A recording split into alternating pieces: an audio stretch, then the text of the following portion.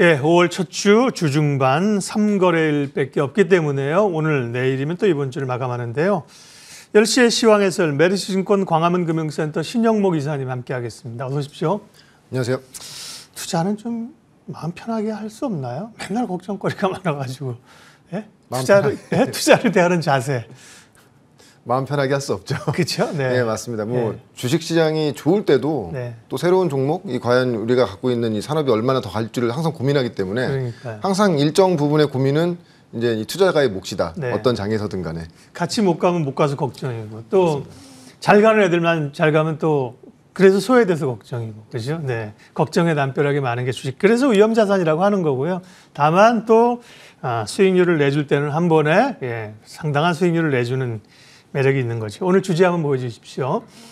모두에도 제가 질문을 드렸습니다만 리스크, 위험 요인들이 계속해서 나타나고요. 5월은 특별히 그런 요인들이 조금 더 많지 않겠습니까? 그래서 FOMC가 이제 하루 앞둔 상황이고요. 미국은 퍼스트 리퍼블릭 은행은 좀 잠잠해진 것 같은데 여전히 은행에 대한 리스크도 가지고 있고 상업용 부동산도 계속 얘기 좀 나오더라고요. 리스크 점검 좀 해주세요. 일단은 지속적으로 말씀드리지만 지금 약간 이제 악재에 민감해진 바뀌었죠. 갑자기 이제 우리나라 같은 경우에는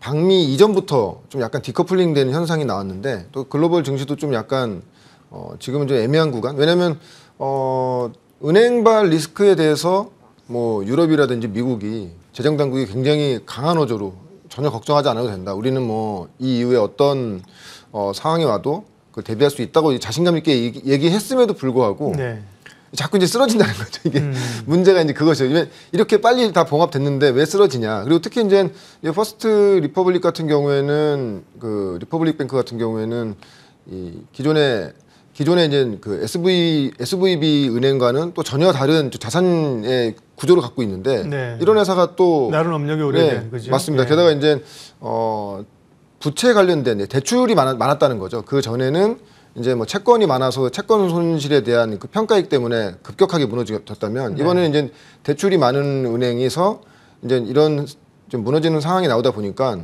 또 이제 부동산발 또 위기 얘기하시는 분들이 있고 특히 이제 또 미국에서는 또 상업용 부동산이 급격하게 좀 악화되는 모습이 나오다 보니까 당연히 그거에 대해서 리스크에 대한 얘기가 계속 나오는 것 같고요.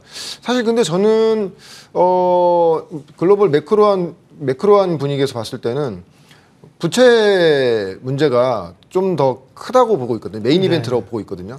과거에도 이 부채 한도 이거를 증액하고 또 이제 승인받는데 그 전까지 굉장히 그 시장의 그 불확실성으로 인식을 하면서 그러니까 다들 설마 이거를 통과 안 시키겠냐. 지금도 마찬가지죠. 그렇게 생각하는데 물론 그래서 결론적으로는 다 통과는 시켰지만 그 전에 이제 어떤 주식시장의 여진이 상당했다는 게 좀 저는 기억이 남거든요. 그렇기 때문에 지금은 셀인 메이다. 무슨 우리가 이렇게 단정지어서 얘기하기보다는 리스크 관리가 분명히 좀 필요해 보이는 그런 시점인 거는 맞고요.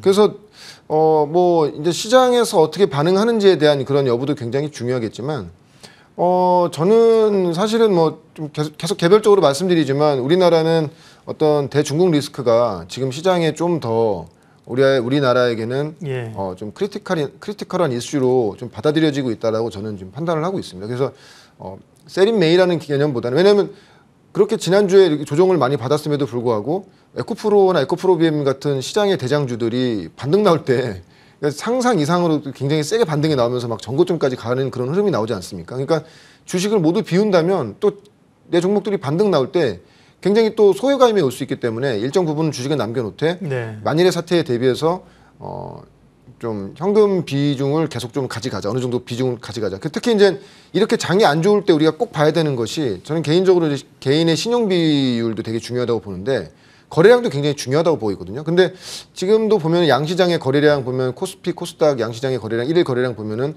한 9조 내외에서 10조 내외로 계속 거래가 많이 되고 있기 때문에 아직 우리가 우려할 만한 그런 국면의 시장은 아니라고 저는 판단하고 있습니다. 어제 19조네요. 두 시장 합치니까 그죠? 20조 넘었고요. 에너지가 있다는 거죠. 다만 이제 악재에 민감해진 시장이다라고 하셨고요. 부채 한도 협상은 진즉 사실 예산안이 통과해야 될 시점은 진즉 지났고요. 1월인가 그런데요. 계속 줄다리기라고 소위 이제 이 재정이 고갈되는 시점 옐런 의장이 옐런 재무장관이 얘기를 해버렸습니다. 6월 1일 정도 될 것 같다. 그게 이제 소위 X 데이트라는 건데요. 그때까지 긴장감이 있습니다. 한미 정상회담은 기대감이 있었고 추후에 그 영향이 있겠지만 사실은 이제 그런 게 이벤트성 아닙니까, 그죠? 지나고 나면 어쨌든 효과는 좀 빠지는 거고 반면에 말씀하신 것처럼 미중 관계, 한중 관계가 얼어붙으면서 좀 우려가 있습니다. 어떻게 대응할까요? 사실 저는 지난주부터 네. 이 이슈가 우리나라 증시를 지금 눌렀다. 누르고 있는. 네. 왜냐하면 1분기까지는 전 세계에서 가장 큰 상승률을 이제 코스닥에서 보여줬고, 근데 지난주에서 이번 주까지 흐름 보면 고점 대비 코스닥이 한 10% 조정 받았는데 그러면 네. 글로벌 증시가 그만큼 조정 받았냐? 전혀 아니거든요. 예. 특히 지난주 같은 경우에는 우리나라 증시만 유독 많이 빠졌죠. 어떤 대만 발언, 그 대통령의 대만 발언이 나온 이후부터 거의 한 3일, 4일 연속적으로 아주 큰 폭으로 하락을 했던 그런 흐름들이 나왔기 때문에 근데 이제 문제는 중요한 건 뭐냐면, 그래서 사실은 이게 참 한미 정상회담 때 기대를 굉장히 많이 했어요. 왜냐면은 대규모 경제협력단도 갖고 어떤 뭐 투자 관련된 이야기들, 예. 반도체부터 차량부터 해가지고 2차 전지까지 굉장히 투자 규모 관련돼서 뭐 큰 투자를 하고 있는 우리나라, 미국의 어느 나라가 이렇게 투자를 많이 하겠습니까? 그런 기대감이 컸는데 어떤 이런 대만 발언으로 인해서 어떤 그 중국의 또 한한령, 제2의 한한령, 그 트라우마가 워낙 심하다 보니까. 근데 갔다 와서도 거기서 이제 중요한 것은 거기서 이제 뭐 대만 해협 관련돼서 이 한미 정상회담의 어떤 공동성명까지 거기에 낸 상태이기 때문에 거기에서 그 우리가 주말 동안 보시면 아시겠지만 중국이 굉장히 강하게 반발을 했고요.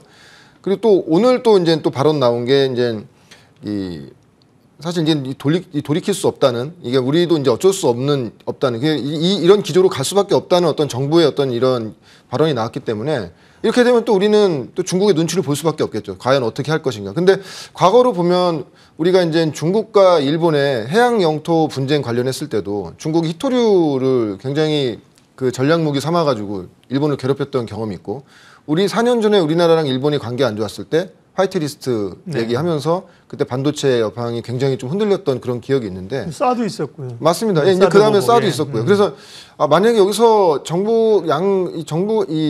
중국과 우리나라 정부 간에 어떤 뭐 이런 좀 유화적인 이런 얘기가 나오기 전까지는 어떻게 됐건가 우리는 사드 문제로 인해서 이 산업적으로 큰 피해를 봤던 경험이 있기 때문에 굉장히 움츠러들 수밖에 없는 그런 입장이라고 보고 있고, 그래서 오늘 장 보시면 아시겠지만 이런 중국의 어떤 그 제재 관련된 종목들, 테마성 있는 종목들이 굉장히 강한 흐름 나오고 있고, 다른 종목들 상당히 좀 약세 흐름 나오고 있거든요. 물론 뭐 미국이 어제 많이 빠지기도 하고 뭐 부채 협상에 대한 어떤 이런 우려감도 있기 때문에 하긴 하지만 우리나라는 거기보다는 좀 더 중국에 대한 어떤 리스크가 계속 좀 부각이 되고 있지 않는가.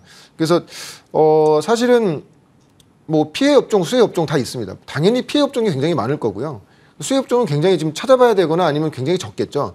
근데 그런 부분에 대해서도 지금 사실 뭐 지금 엔터주들이 지금 약간 경기 방어적인 성격으로 인해서 실적도 굉장히 좋지만 굉장히 지금 주가가 가파르게 올라가고 있지 않습니까? 근데 어떻게 보면은 또 이런 이야기가 나왔을 때 뭐 매크로한 분위기에서는 그냥 아무리 업황이 좋아도 좀 꺾고 갈 수밖에, 이제 쉬었다 갈 수밖에 없기 때문에 이런 것에서 좀 대비를 좀 해야 되는 것이 아닌가. 물론 이것이 어떤 방향으로 갈지는 아무도 알 수는 없습니다. 그렇지만 전체적인 매크로한 시장 플러스 우리나라의 중국과 어떤 이런 지금 현재 이 정부 간에 오가는 이런 언어의 어떤 이런 수위를 봤을 때는 좀 조심을 해야 되는 그런 구간이라고 판단하고 있습니다. 좀 아쉽죠. 사실은 이제 소비주나 중국 관련주, 리오프닝주가 한번 좀 다음 차례를 기다리고 있는 그런 수순 아니었겠습니까? 근데 이제 대중관계가 안 좋아지면서요.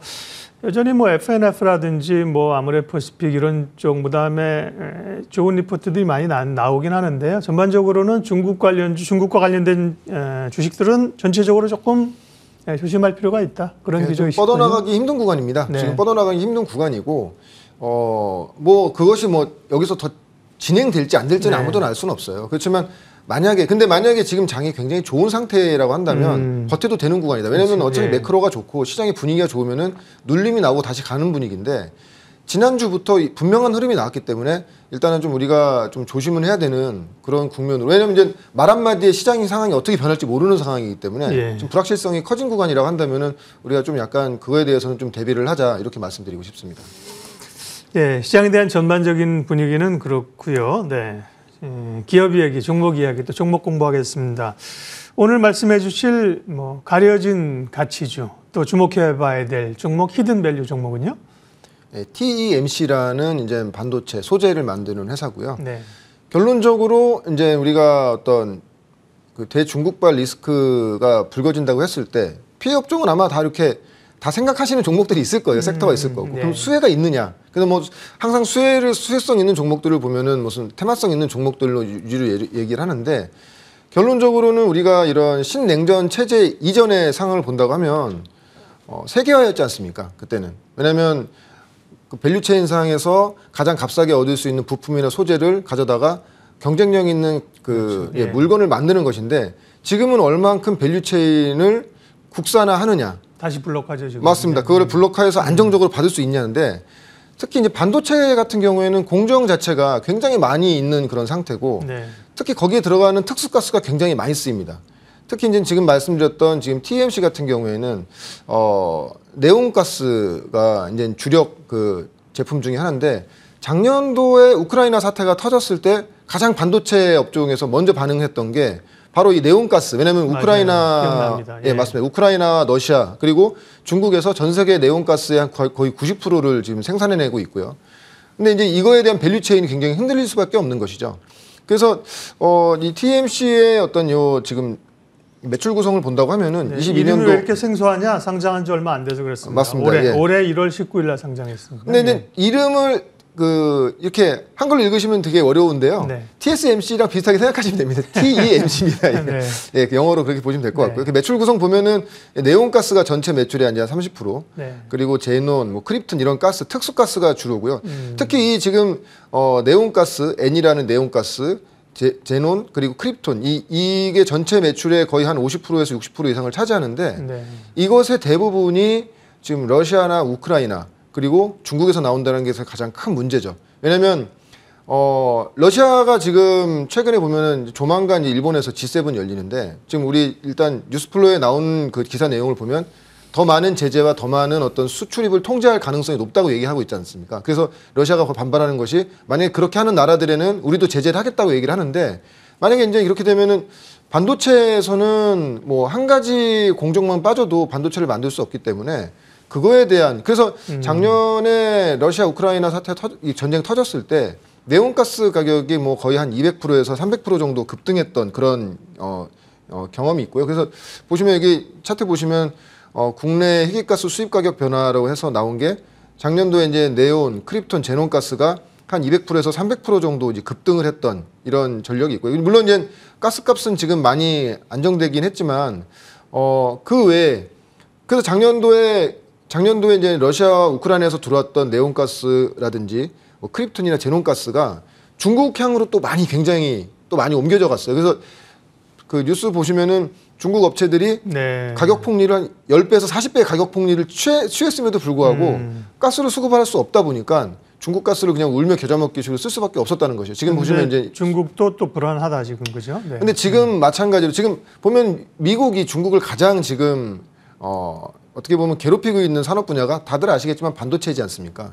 뭐 장비, 주요 장비라든지 예. 첨단 장비를 안 주고 있는데 만약에 계속 그런 상태가 계속된다고 하면은 중국도 항상 보면 자원을 무기화하기 때문에 이런 아주 희귀가스라든지 특수가스를 수출을 중단할 수 있는 아니면 줄일 수 있는 이런 단계로 간다고 하면은 이런 특수가스를 만드는 업체들의 수혜성이 굉장히 커질 수밖에 없다. 특히 이 네온가스, 이 특수가스를 만드는 이런 밸류체인이 굉장히 재밌는 게 아무나 만들 수가 없습니다. 이 지금 보면은 네온이나 크립톤, 제논 같은 이런 특수가스는 우리 공기 중에 있는 물질에서 추출해내면 됩니다. 근데 보면은 공기 중에 있는 물질에서 거의 1000분의 1, 10,000분의 1 정도가 있는 수준이기 때문에 네. 굉장히 돈이 많이 들죠. 이걸 정제해서 뽑아내 추출하려면. 근데 이것을 간단하게 추출해낼 수 있는 방법이 자국 내에 철강 산업이 있으면 좀 더 쉽게 추출해낼 수가 있습니다. 부산물로 나오나 보죠? 맞습니다. 거기 이 철강 산업에서 쓰이는 아주 고순도된 산소와 질소를 쓸 때 거기서 나오는 그 고농도된 그 산소에서 뽑아내기 편하거든요. 그래서 보시면 아시겠지만 철강 산업이 발달한 나라에서 이것의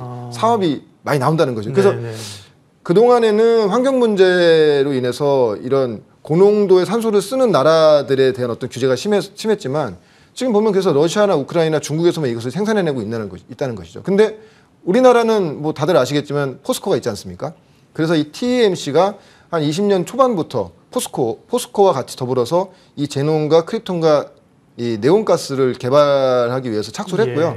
이제 상용화가 돼서 그래서 보면 그 실적을 보시면은 작년에 드라마틱하게 좋아졌네요. 맞습니다. 네. 21년도에 매출이 900억이었고 네. 영업이익이 120억이었고 당연히 네. 영업이익이 높을 수밖에 없습니다. 네. 작년에 22년도에 3,500억 그러니까 뭐 거의 한 4배 정도가 성장을 했죠. 가장 큰 이유가 이제 특수가스가 본격적으로 매출에 반영된 겁니다. 특히 이제 SK 하이닉스 향으로 한 40% 정도 들어가고 네. 삼성전자로도 한 40% 들어가고 그 외에 마이크론이나 TSMC에도 한 20% 정도가 들어가기 때문에 근데 유독 이 어떤 특수가스의 문제는 특수가스의 어떤 안정적인 공급은 삼성전자와 하이닉스만이 문제가 아니라는 것이죠. TSMC나 마이크론의 문제이기도 합니다.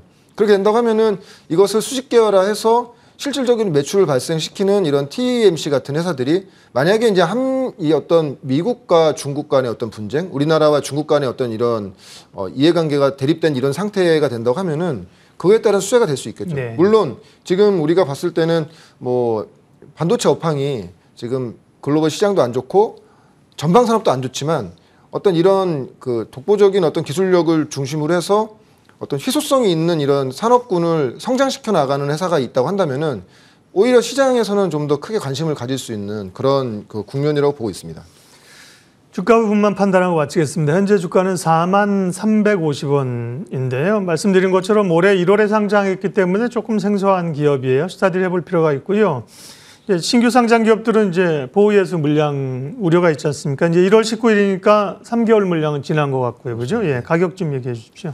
일단 목표가는 한 그래서 6만 원 정도로 잡으시면 될 것 같고요. 예. 손절가는 3만 5천 원 정도로 잡고 어떤 지금 그 뉴스플로에 나오는 어떤 우리나라와 중국 간의 이런 이슈들을 자세히 보시면서 네. 좀 조정 구간에 꾸준히 담아가시면 좀 좋은 종목으로 좀 판단하고 있습니다. 네.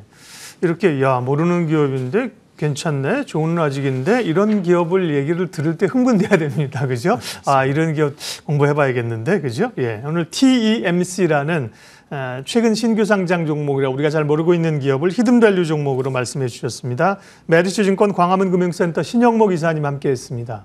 고맙습니다. 고맙습니다.